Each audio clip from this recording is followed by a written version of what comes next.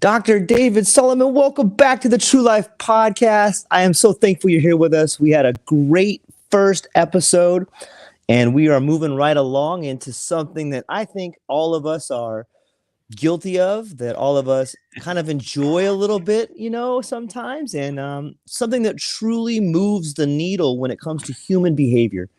And it's this idea of lust that you draw out. And why don't you go ahead and just jump in and tell us a little bit about it? Sure, George. Good to be with you again. Thanks for having me back on.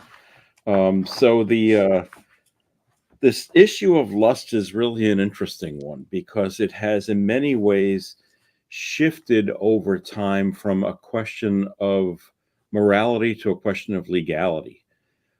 And really, I think that most of our contemporary discussions about lust look at the legal issue of lust, and not the moral, which is the medieval mind would have looked at this as a purely moral issue. But then we passed laws that basically made lust illegal, for lack of another way of putting it.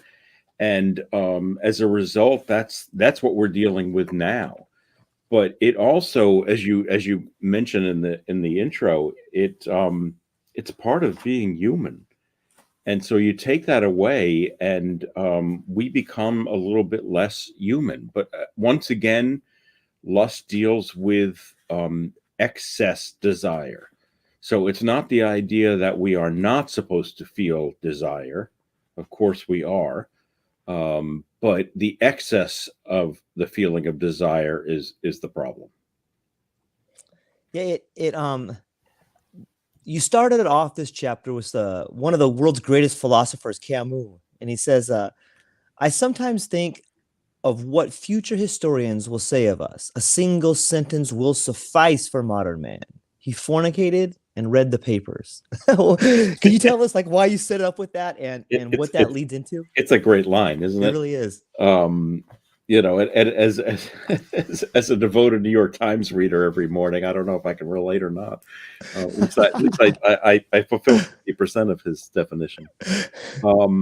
I think that what Camus is partially tapping into is that so much of modern life, and by that use of that phrase modern, I'm going to sort of reframe that as being post-World War II, which is really what I think we're looking at here, is driven by our desire for power, our desire for sexual gratification, our desire to have more things. So much of it is driven by desire. And of course, that's one of the main issues behind the seven deadly sins is this problem with excess desire. And lust is excess sexual desire. Excess desire for things we'll deal with when we get to greed in a later chapter. But I think Camus hits it on the head. It really, I mean, if you look at the state of modern human beings, and again, it kind of feeds into what we were talking about last time about that issue with object and subject. I was rereading Paul Valéry the other day, actually, because I'm getting ready to give a keynote address. And he said something really interesting, which touched exactly on what we were discussing. He says, cut off from experience, isolated from the constraints imposed by direct contact, the mind engenders what it needs in its own fashion. So we become completely subjective human beings. And as a result, then we sort of lack the ability to appreciate others and be empathetic with what others are going through. And, really what this chapter on lust comes down to is the question of our humanity and the humanity of those around us and how we treat them. And lust seems to violate both of those sort of tenets. It makes us a little bit less human by dehumanizing the people around us who are the subjects of our lust. Wow. It makes us a little bit less human by dehumanizing. Can you just say that part? That was beautiful. Can you say that part again? I like dehumanizes us by making those around us, making us a little less human, and turning those around us who are the subjects of our lust, and makes them a little bit less human as well. Okay, so I just want to tell everybody, I've got to pause and tell everybody right here. The book is called Seven Deadly Sins, and it's by Dr. David Solomon. And there's so much in here, you guys. This is why we're doing 7 parts on this. There's a lot in here, and it's really well researched. It's really well done, and you'll spend a lot of time thinking not only about the 7 deadly sins, but how they affect your life and those around you. And it leads me into, you were talking about a keynote of Paul Valery and the cutoff. And since we're talking about cutoff, can you tell us a little bit about Matthew 19:12? Yeah, that would be the eunuchs. Yes. So there's a line in Matthew about human beings being eunuchs who have been so from birth, and there are eunuchs who've been made eunuchs by men, and there are eunuchs who've been made themselves eunuchs for the sake of the kingdom of heaven. He who's able to receive this, let him receive it. And the issue when it comes to that particular verse is that Origen of Alexandria, who is an early Greek philosopher, theologian, 2nd century, a brilliant mind, who really was the first one to kind of formulate a new way of reading the Bible, but really reading any texts. He basically misread the verse, and in an attempt to just become more to become closer to God, he had himself castrated, which has to be one of the biggest oops moments in the history of men. And his whole goal was to curb himself of his feelings of lust by having himself castrated. And the story, I should note, is maybe apocryphal. We don't know. It's mentioned by several people, but the veracity of it is still up for debate. But nevertheless, it becomes a sort of a trademark story when you're talking about Origen. Yeah, it's the way you've structured it. This particular chapter, I really felt like it flowed. So we go from Origen of Alexandria, and then we can move into the lust. The etymology of the word lust is derived from the Latin luxuria. Can you talk a little bit about that? Yeah. So, and that's a cognate for our modern English word for luxury, and it really does sort of connote luxury, excess, debauchery, and it really isn't an English word until really we get to about the 19th century. It doesn't really come into English per se as the word lust. In fact, there's a dictionary from the early 19th century that links it to a Latin word, luio or luxum, which relates to dissolving and loosening the powers of the body and the mind. So again, it's this sort of unbridled, unrestrained desire. Yeah, and it, like, that part right there makes me, you really begin to understand the spirituality of you when you say things like it dissolves that part of the humanity, and you start to really understand why it is a sin. Because when you think about it, dissolving that part of yourself, you begin how it loosens your morals, your thinking, and it gets into your life, and how it, if it can loosen that, it can loosen your relationships, it can loosen your love on the people that you have and the respect you have for people. And I got to be honest with you, I didn't really thoroughly understand how dangerous it was until I read this chapter right here. Mm-hmm. And then it brings us back to, you were talking about how we've moved into the legality of lust. And as you've painted such a beautiful picture of us moving through the times, you can see the definition changing. And it is slowly morphing into, hey, it's just a legal thing. It's not that bad. And it takes away all the sting out of there. Yeah, and the ideal example of that is to look at, sadly, to look at politics in America, and so if we go back to Jimmy Carter, which some of us remember, when Jimmy Carter was running for president, famously he gave an interview to Playboy magazine, and in that interview he mentioned that he had often lusted in his heart. Which meant that he had lustful feelings, but that he had not acted on them. and people went bananas when this was published and said, "Oh my God, this is such a horrible thing." And he's admitting that he feels lust. Well, I mean, if you deny that you feel lust, you're rather foolish to begin with. And he claims actually that his polling numbers went down after that interview. And then if you contrast that, of course, with Donald Trump and his escapades, least of which the inside. What's it called? Inside, I can't remember the name of the show. The Inside the Actor Studio? no. Inside Edition. Or maybe he should have been on Inside the Actor Studio. I don't know. We probably would have been better off. Maybe Inside Edition with that. Access Hollywood. I'm sorry, Access Hollywood. With the tape from Access Hollywood where he admitted to, grabbing women, Yep. And said that basically he had power and so he could do whatever he wanted. A couple of weeks later, he was elected president of the United States. And so we've really, even just in the last 40 years, moved from the reaction to this being one of moral outrage to one of, well, legally, he didn't do anything wrong. And so it must be okay. But, the issue there is that, as I tell my students, there's a lot of behavior that's ethical and isn't legal. And there's a lot of legal behavior that isn't ethical. They don't necessarily equal out. And I think that what's happened is as our great country has moved forward in its history and developed and codified such a vast legal statutes, it has become rather cloudy.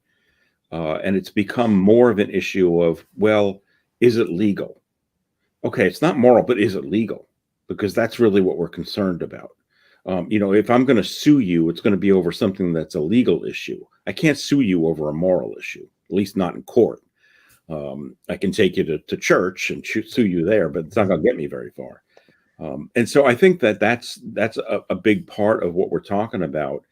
And it is a big part of what really, I think, contributes to that kind of dehumanizing of us. And I say in the chapter, I'm not passing judgment on Donald Trump, but I am suggesting that the fact that millions of people still voted for him after that says something about our attitudes towards this topic.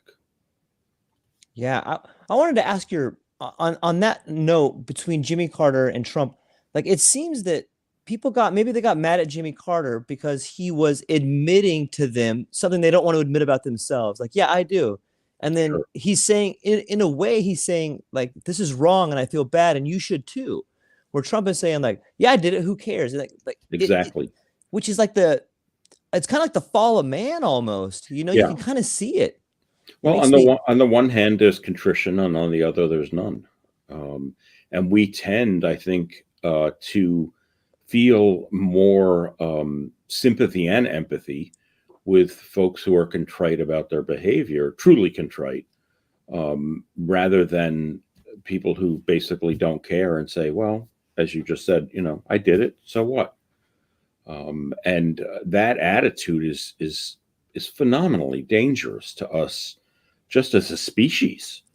Never mind the daily morality of how we treat each other, which I really think is fundamental to this.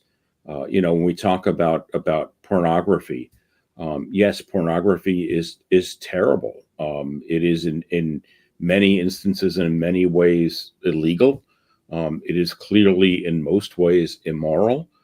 But the biggest problem with it is that it dehumanizes and it sets up women, in most cases, as just objects. It takes away their humanity. And if I engage in that, it also strips me a little bit of my humanity. Yeah, I agree. It forces you to see, it forces you to strip the divinity out of the other person. Like you can't, and if you can't see the beauty or God or the spirituality in somebody else, then that means that little light in you is dying. It's going out, and kind of makes me want to cry a little bit. It's pretty sad to think about. It is. But I think that, in studying the history of this idea, you find some solace. For example, in the Talmud, in the Jewish Talmud, lust is one of the four things listed that God is said to have regretted that he created. And so it's interesting that we can go back and sort of look at. So I mean, and when I discovered that, it made me go back to the Bible then and say, okay, well, where do we get these stories, right? I mean, there really isn't any lust in the story of Adam and Eve. As much as our culture wants to make it seem like it's about lust and it was a temptation and, oh my God, the horrible woman. If you look at the Genesis text, there's nothing of that. The actual Genesis text says she brought the fruit to Adam and he ate. That's it. It's the apocryphal, it's the additional stories that we have about the fall, mostly from St. Augustine, really is where it starts, that we get more of this kind of backstory about what happened and what was going on. But I went to the story of David and Bathsheba to look at a sort of prototype of this story in the Old Testament, and I was really surprised at what I found. Of course, David supposedly falls in love, and I'll put that in air quotes, with Bathsheba when he sees her sunbathing essentially on her rooftop, and he demands that he has to have her. He essentially, what a lot of interpreters read as rapes her. He sends her husband off to war to be killed, and he marries her, and they have a child who is the result, supposedly, of that first encounter. And the Bible text is there's no punishment. In fact, I believe in the following chapter, I think it's Nathan the prophet says, God is not happy with you, or something to that effect. But that's it. And so I started to look at some of the secondary material, some of the commentary on the Bible, especially in the Middle Ages, to see, well, is there any more elaboration about this? Does anybody talk about this? And it seems to really be glossed over as more of a reach for power than it is about sex. So that David's act is more about his power as a leader and his power as well, in this case, as a Jewish king, eventually as the Hebrew king, than it is about his lustful feelings for Bathsheba. And of course, I mean, in the text, Bathsheba, I don't know if she has any words, if she ever says anything for herself, which has, of course, prompted an entire generation of writers in the late 20th and early 21st centuries to start writing these stories in the Bible from the female perspectives, right? To give them more agency and to hear about what would their perspective have been.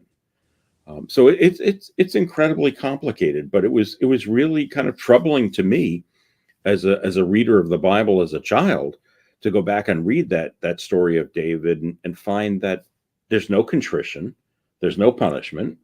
It just is sort of glossed over and we move on. It's such a fascinating story in so many ways.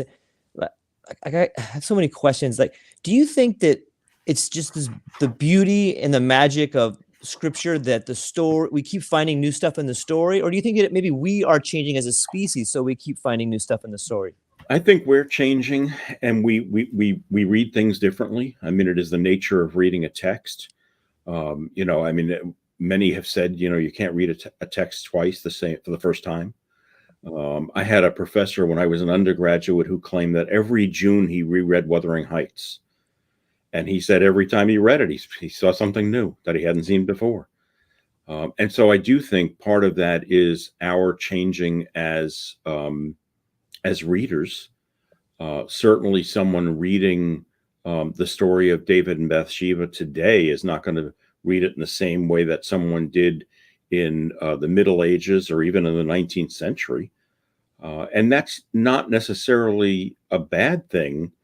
The danger, and I discuss this when I teach the Bible as literature with my students, is what historians call presentism, which is reading something that is old, or reading an event that is old, or reading a situation that happened in the past through the lens of today, and being critical about it in that way, because that's not fair. It's not fair to the writer. It's not fair. It's folks who reread Shakespeare today and say, well, Shakespeare was really a misogynist in this play. And you're like, well, but you're reading that through the lens of 21st century feminism. That didn't exist in the 16th century, 16th, 17th centuries. And so it's really not fair to whip that on him because he wasn't aware of that. And so we always have to sort of adjust for, how are we approaching this? And that's why so many, especially when you read books that are commentary on the Bible, have to set up sort of, okay, what's your methodology? What's your angle here? Right? How are you approaching this? Are you looking at it from the perspective of today? Are you reading it through the medieval Catholic Church? Are you reading it through the Reformed Church? How are you approaching this? Because that's going to color the way you read the text. And it brings us back to poor Origen, who lost his goods. But Origen detailed 4 different ways of reading the Bible, right? And one of them was the allegorical way, which is the way that we often do now. Which is essentially what we would refer to as reading between the lines. What just if we jump back for a moment, what is your interpretation of why God was upset about creating lust?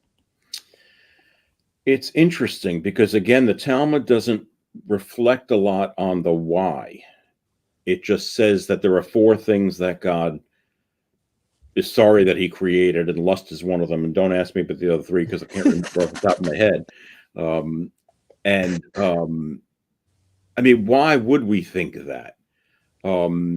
It's interesting because the biblical commentary on the Genesis fall story certainly does imply that Adam is partly driven by feelings of lust, that Eve is, as the usual story goes, tempted Adam to eat the fruit, tempted him with her wily feminine ways, and it, as a result, cast all women as being evil through the Middle Ages and being responsible for the fall, and the eventual redemption of man by Mary through the birth of Jesus is looked at as the parallel there.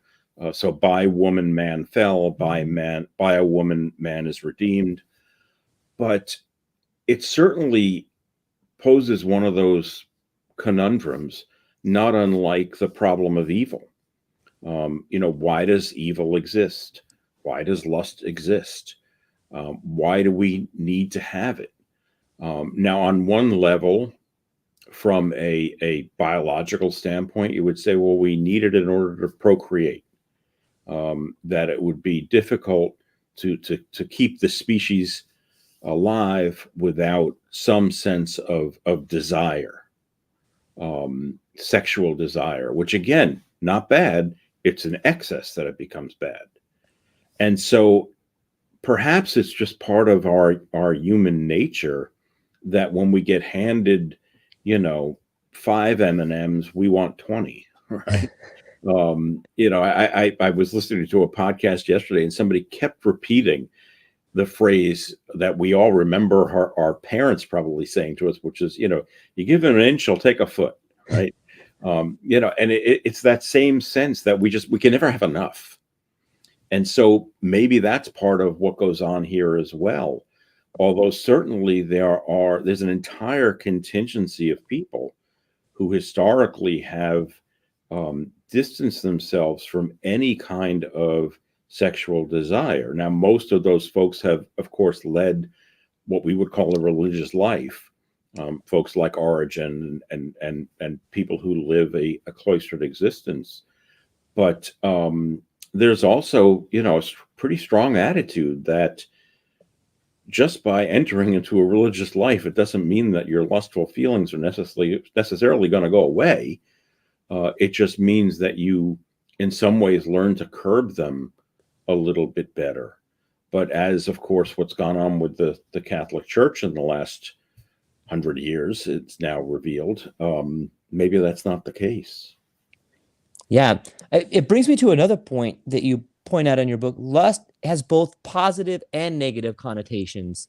And most people, when they think of lust, they think about what we've talked about so far as in like a sexual or an excess of objectification. But can you maybe talk a little bit about how there's a lust for life, and how maybe there's a Sure. positive connotation for it. Yeah, and I love that phrase "lust for life" because it makes me think of the Irving Stone novel about Vincent van Gogh, which I foolishly tried to read in high school. It's about 1,000 pages long, and I couldn't get through it, even though I love Vincent van Gogh. But this lust for life. So the idea that we really yearn to, and I'm going to fall into cliche here, take the biggest bite that we can out of the apple, to keep the Genesis metaphor going, to enjoy life to its fullest, to have that kind of desire to get the most that we can out of every day. It's difficult. It's more difficult for some people than others. More difficult at some times than others, I think. You know, I have to hand it to my friend George here, who's in Hawaii and living his best life, and certainly having a lust for life. But it is oftentimes difficult, and I think that's one of the challenges that we confront as contemporaries, is keeping that going. You know, and just from a practical standpoint, there was an article on the front page, I think it was of the Sunday Times this week, about the new, I think it's 998 number, the suicide prevention line that's supposed to be going into effect nationally. And you know, it's a fact that numbers of suicides are continually on the rise. And so what is it about balancing that lust for life with the incredible depression that some people have? I mean, they seem like polar opposites, right? You know, I described myself to a friend the other day through an email as a cynical Bronx Jew, and she answered me back by saying, "Well, people have often accused me of being a Pollyanna, so I'm not really sure what that means." And I think that there are, you know, there's a variety of people, but I mean, I enjoy being around people who have that lust for life. And certainly I think I mean, it's ironic that in fact Stone names his novel Lust for Life, considering Van Gogh's end, but and the film is very good with Kirk Douglas. Yeah, I had always figured better to be Pollyanna than Cassandra, but I thought you were going to say better to be Pollyanna than Costanza. Touche, my friend. Well played. I think sometimes one thing I think about when I think about lust is that it's such a powerful thing. And maybe what people can do, as we talk about the epidemic of suicide and the rising numbers, maybe if somehow people could harness this lust and see and this lust for life, and in the darkest moments think to themselves, gosh, I'm so lucky to be alive, and maybe try to harness that power of lust and see the sunrise, or just see Sure. the birds singing. Maybe that powerful emotion could pull them out of there. But it's sad to see that Yeah, people are doing that. and I think you're right. I think that the only danger there is in comparing ourselves to others. So let me explain what I mean by that. So Yeah. we're going through this horrible time with this war in Ukraine, and a lot of people are reflecting on that and saying how grateful they are to live in America and the freedoms that we have, and et cetera, et cetera. And I always cringe a little bit when people say that and don't include the fact that millions of people are suffering, because it's a very solipsistic approach. It's almost narcissistic, right? You know, well, and you know, for years I taught a course on in women's studies at a women's college, and it was a freshman course, and we looked at the plight of women around the world. And the problem that surfaced after some time was that students weren't learning about this in order to understand what was going on. Instead, they were coming out of it with, well, I'm glad I don't live there. And it was like, okay, that is the polar opposite of what we're trying to achieve here. And so we had to reframe what we were doing in order to make sure that they had that understanding and empathy for what women were experiencing in other parts of the world, and not just come out with, well, thank God that's not me. And I think that that's the problem at the moment that I see with what's going on in Ukraine, and some of the reactions that we're seeing here at home, which is, well, I'm glad I live in the US. It's like, yeah, but there are millions of people over there who are really suffering. And, I'm glad I live in the US too, but that doesn't negate the suffering that those people are experiencing. And it doesn't negate the fact that I should show some feeling of empathy for what they're going through. Now, maybe that means balancing my day and not watching CNN for 10 hours of coverage of what's going on, and instead going out and appreciating a sunset. And maybe that's the balance there. I don't know. I haven't found it myself, so I can't say. I haven't found out what that balance is yet. On my own, I tend to carry too much weight of the negative that's going on, but I think that's just my Bronx roots. Yeah, it's well put.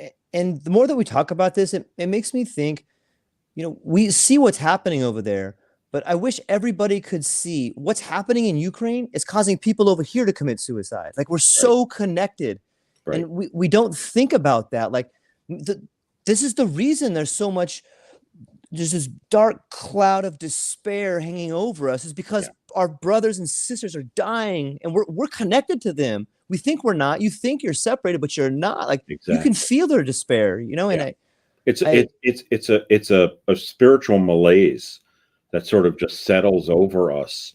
And it's the same kinds of things that some folks like Paul Valery and D.H. Lawrence, who I talk about a lot in the book, wrote about in the wake of World War I and then during World War II, that we're experiencing in many ways a lot of that same sense.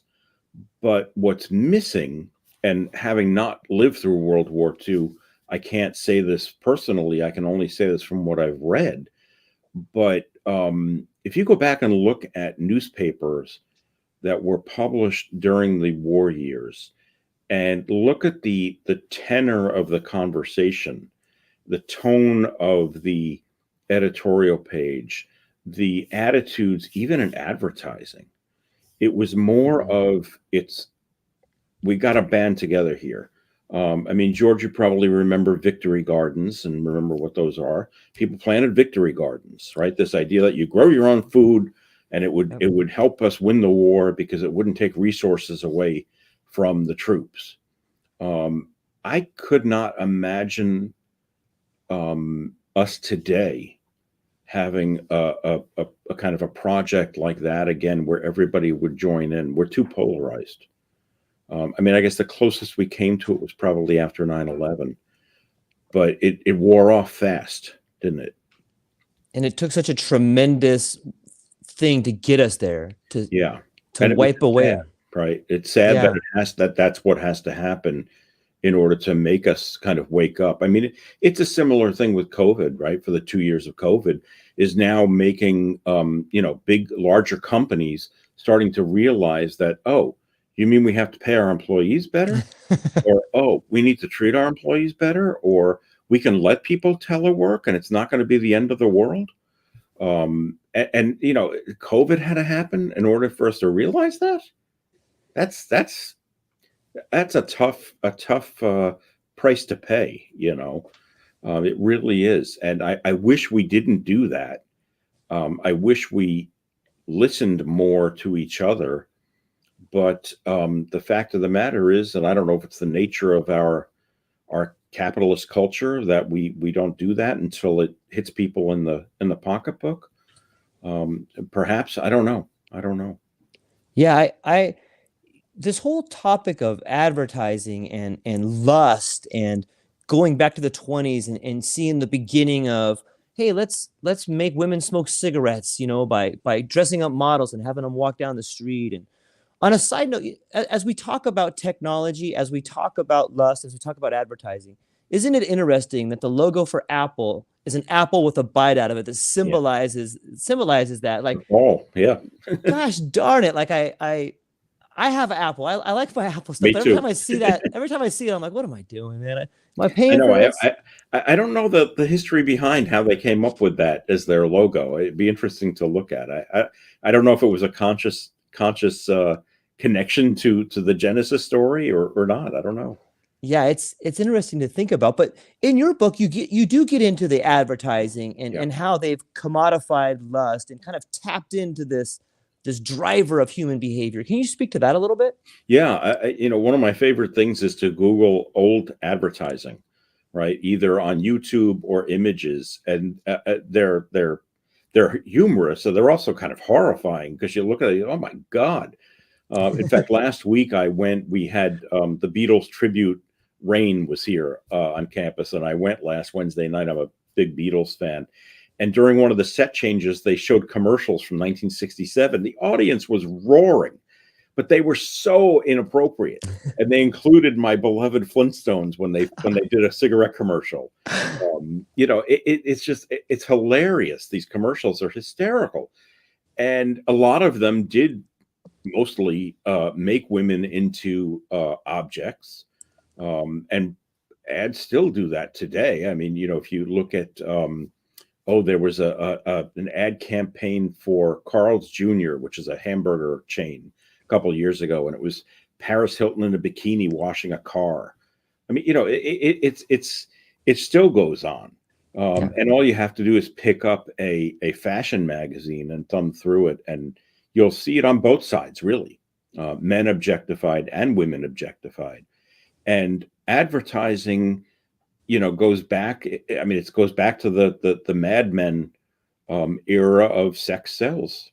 That draws people in. It draws their attention.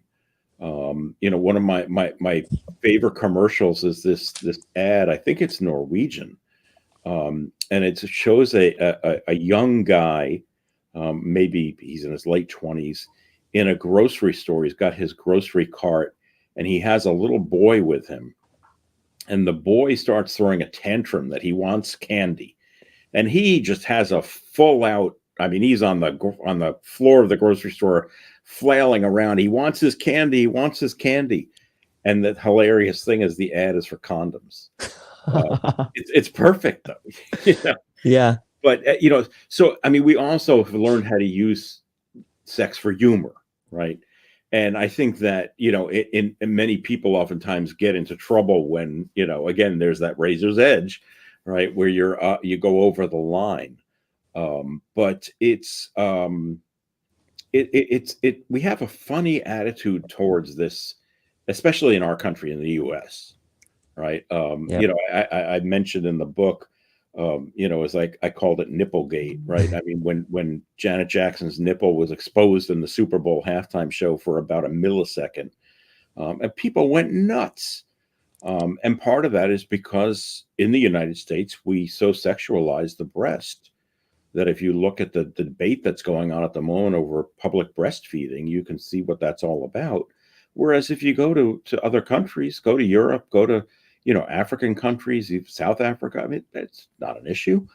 And so why is it? What has happened here that has made the breast such a sexual target in the United States? I can't say in the West, because it really isn't in the West. It's the U.S.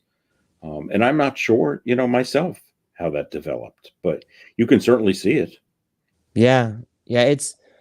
I don't know if it's our Puritan roots or if maybe, I think that it's sad for me to think about this. However, I know it to be true that there's so many problems with abuse, be it sexual abuse or molestation with kids. And you can see it in our news all the time. And Sure. And for anybody who's ever been a victim of that, my heart goes out to you. Me But too. it ruins the family, because then there's this idea of, hey, let's not talk about this. Hey, let's not do that. And I think that it's so prevalent that that's one reason we're so objectified here, and we don't know how to handle it because no one talks about it. We're in Europe or maybe in Africa, where civilization has deeper roots, or a little bit older. They figured out a way to not to deal with it in a better way or talk about it, or it might Yeah, keep you may moving. be right, and of course, the issue is that kind of abuse has been going on for a long time. It seems like it has increased in recent years, but studies have shown that really the only thing that's increased is the reporting of it. It's happened for a long time behind closed doors where no one ever knew and didn't talk about it. Um, I wonder, without making the mistake here of falling into an unpolitically correct hole of looking at certain parts of African cultures and noting the more tribal nature of the family unit, and that may have something to do with it. But I'm completely talking off the top of my head. I'm not a sociologist, I'm not an anthropologist, so I don't know that for sure.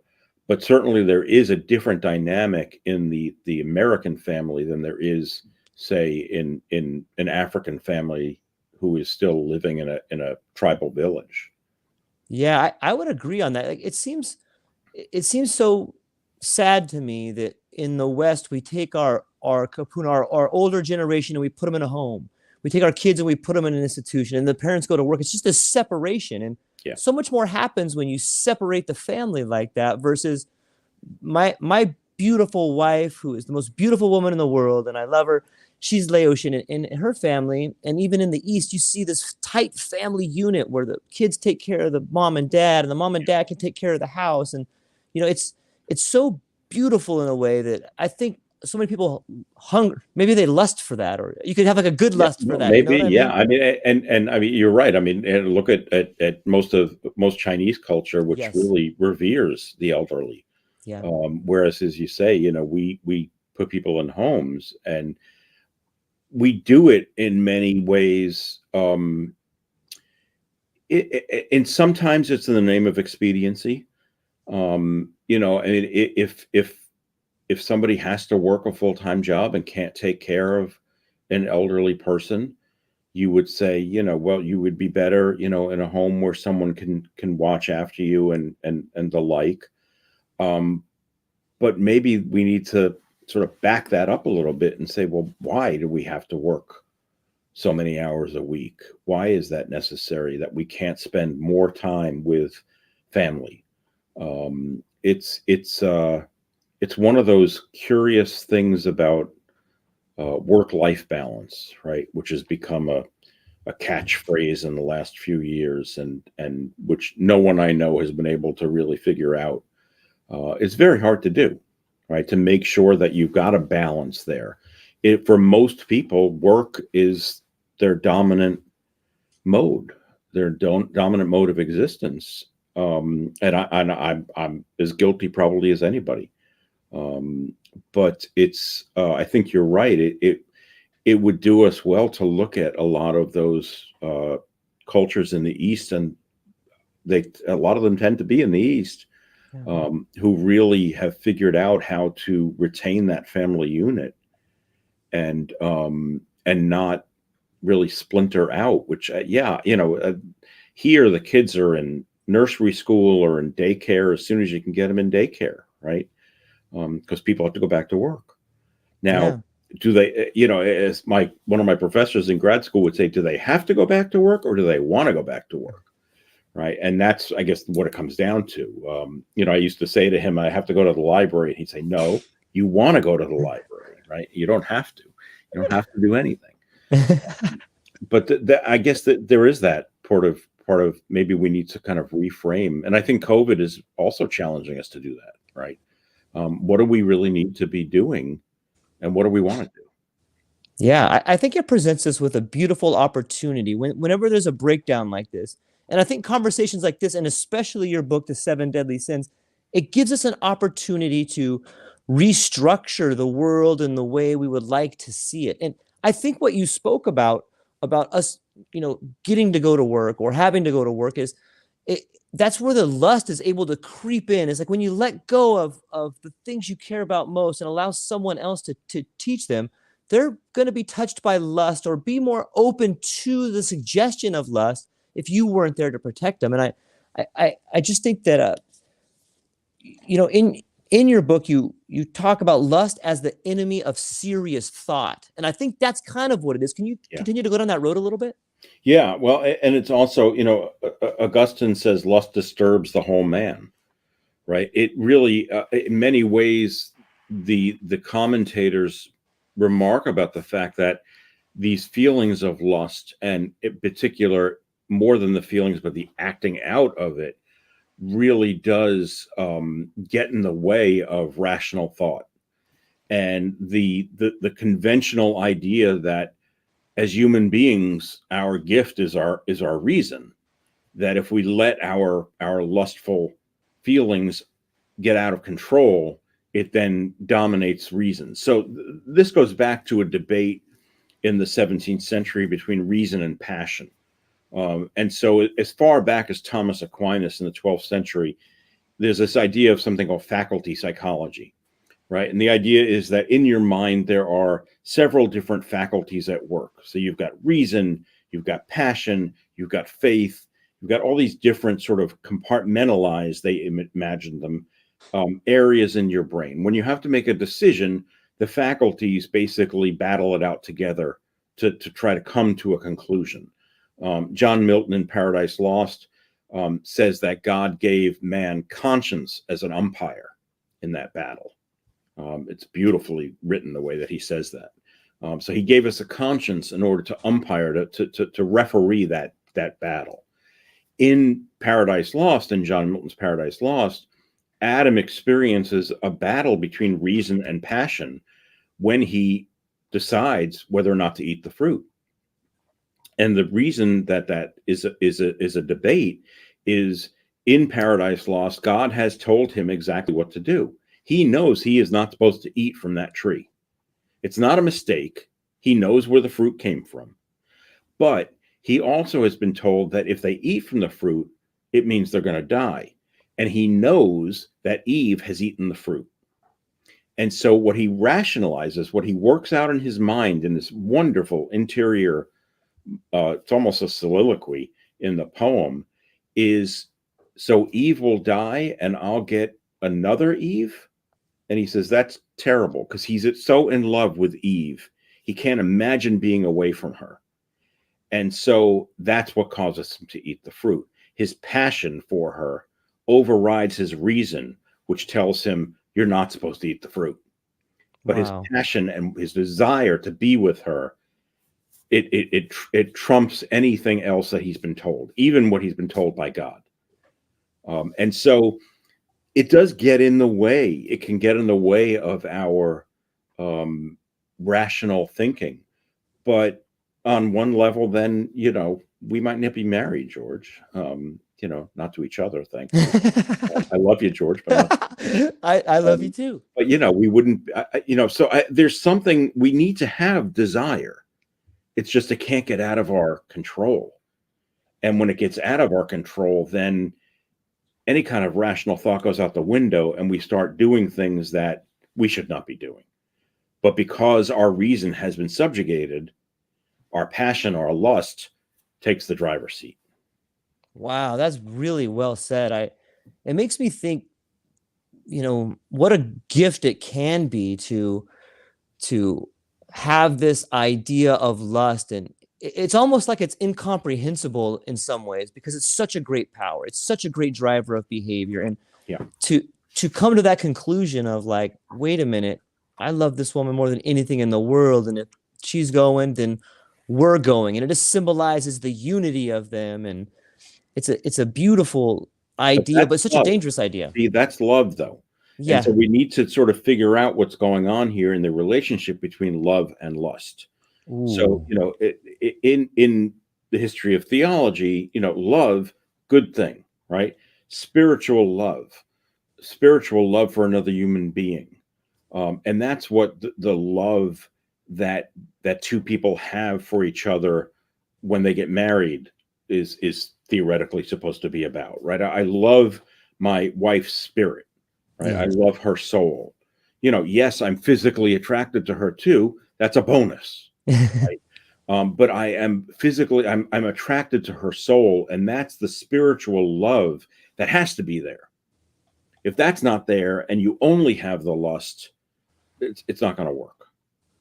Yeah, it reminds me of what Hermann Hesse says in Siddhartha, where Siddhartha comes upon the first girl bathing in the stream and he's just drawn to her. Well, another beautiful writer and a beautifully well done. Yes. And isn't it interesting how it comes up that this particular subject, I guess subject object comes up in different writings, be it spiritual or something like that. Sure. Do you know? Can you maybe compare and contrast that in different literature a little bit for us to kind of flesh it out? Yeah, let me think for a second here. Yeah, it's kind of I mean, I suppose that, if we look at some of the stereotypes of lusty or lustful behavior, D.H. Lawrence, one of my favorite writers, his novel Lady Chatterley's Lover, which was deemed obscene when it was first published, went through a big case went to the U.S. Supreme Court in this country because it was imported and thought to be obscene. It has a lot of scenes of really incredible sexual desire in it, as do many of Lawrence's novels. And Lawrence often accused of being pornographic in that sense. And he was very much in tune with what he would refer to as kind of the primitiveness of our humanity, right? That, yes, we can't be all intellect. We are physical beings. We have physical urges, whether that's I'm hungry and I want to eat lunch, or I'm feeling feelings of lust and I want sexual desire. I want sexual release. He would respond to that by saying, again, there has to be that middle road. You have to find a balance. There has to be some way to still retain our respect and our humanity and still experience the physical pleasures of our bodies. That, I think, is something which we struggle with. I mean, again, if you go back to the Janet Jackson thing, I mean, who got hurt by seeing Janet Jackson's nipple for a millisecond? They cut away to a commercial so fast, you weren't even sure what you looked at. In fact, it wasn't until it started showing up on the internet where you could replay it over and over again that people were like, yeah, I saw her nipple. It's like, okay, so are you scarred for life now because you've seen a woman's nipple? What has that done to you? Now, it's not, and the interesting thing, of course, is that in the 2 decades almost since that happened, there's been a lot of Monday morning quarterbacking, no pun intended, to the NFL about that incident, because it seemed that, at least initially, Janet Jackson was punished more heavily than Justin Timberlake was, when he was the one who actually was the one who ripped the piece of clothing off of her that exposed her nipple. But I think what we're doing in looking back on it now is realizing, I mean, did anybody die because of that?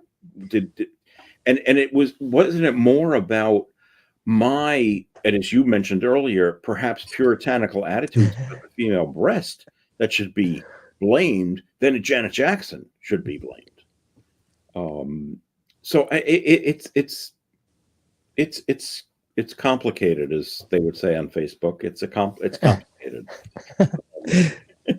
Yeah, it is. It says so much about us. I want to be mindful of your time, Doctor. How you doing on time? Yep, we're good. Okay. Do you mean we're good as in we should continue to talk for a little bit? Yeah, or? yeah, we can do another five minutes or so. Okay, perfect. I just had towards the end here, I had you got great cats going back there. Oh, these guys are such rascals. We love them. They're so much fun to be around, and you can see the animalistic lust when they want to go outside or they want to get their food, which, I think something important to talk about, maybe to end up here, is some of Charles Taylor's work about sources of self and the inner, and can you maybe just kind of flesh that out before we go? Sure. So Taylor's a Canadian philosopher, and he wrote this. He's written 2 mammoth books. One is called The Secular Age, and the other is called Sources of Self. They are not easy reads, but both certainly worth your time if you're willing to put it into it.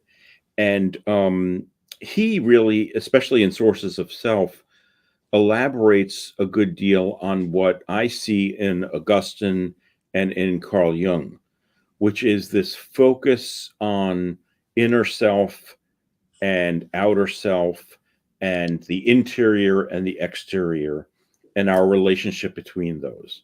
And so what I mean is, and I keep coming back to this really in just about everything that I write, is part of our issue with modern life, with the speed of modern life, some of which we can blame technology on, is it has really prevented us from taking the time to reflect, to contemplate, to sit quietly and just think. We are constantly bombarded with data. It's difficult to get away from it. And without that, we are losing as a result that sense of who we are, our sense of self, because we live almost an entirely exterior existence. It's all about my relationship to the world and to others. And I've moved away from thinking about, well, what about my relationship to me? And, perhaps as we mentioned, I think last time, this is the cause of all of the increase in people meditating and doing, yoga. And isn't it interesting that so much of the practice that people engage in when it comes to this comes from Eastern thought and not the West?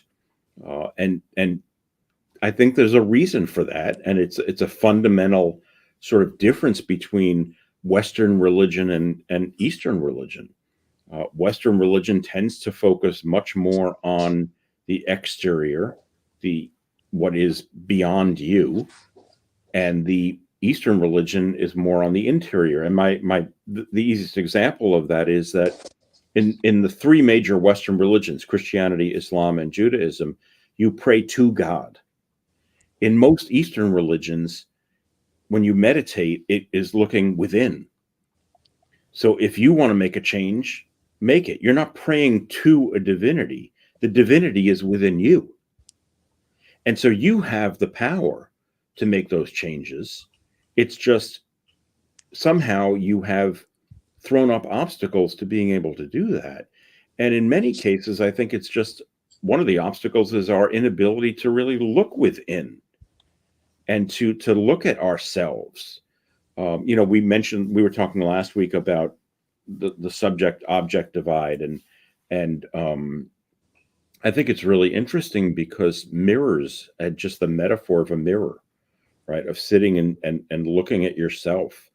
There's a great scene in Hamlet where Hamlet wants his mother to sit down and look at herself in a mirror, to look at her soul. He wants her to look at her soul, because he's implying that she is somehow was involved in the death of his father.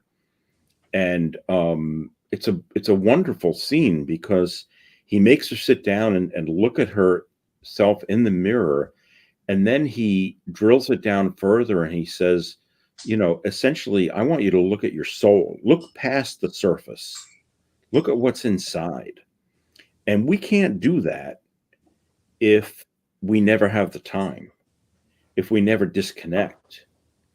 And many people don't. I could walk through my office on campus here is in our library, beautiful building filled with students working.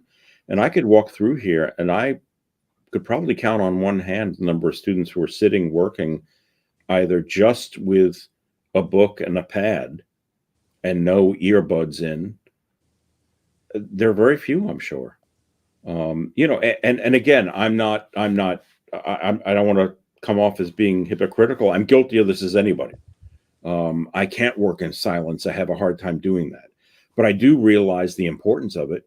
I realize that it is important to disconnect because it's really the only way that I'm going to get in touch with what's really important.